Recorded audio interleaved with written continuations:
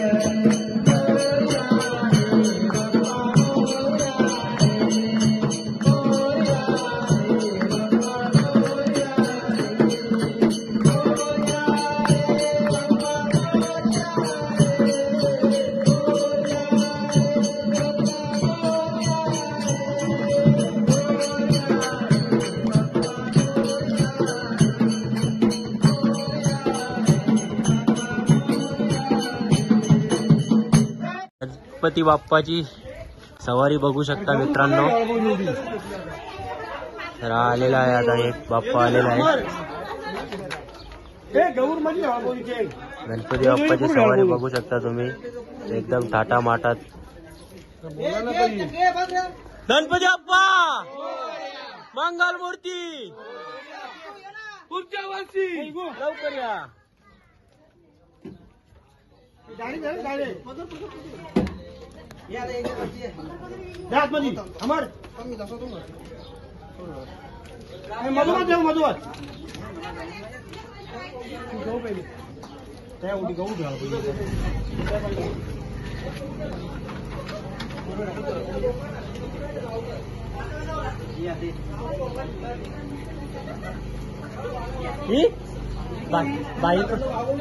बाई प्रोफेशनल वाटते.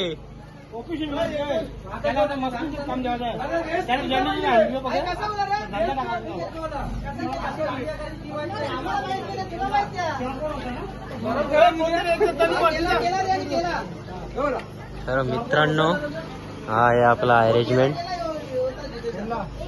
तर जाऊया आता.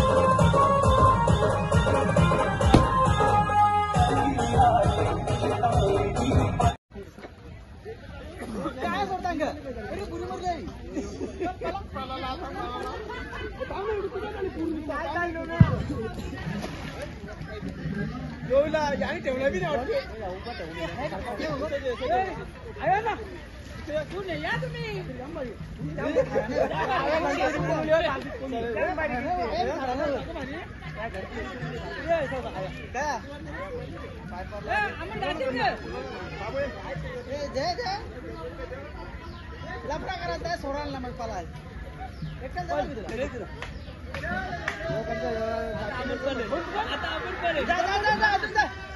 दे केला पण नाही इकडे येऊ जे इकडे येऊ बस आता बुडू बस नाही गहू चालू लेखते मी सांगितलं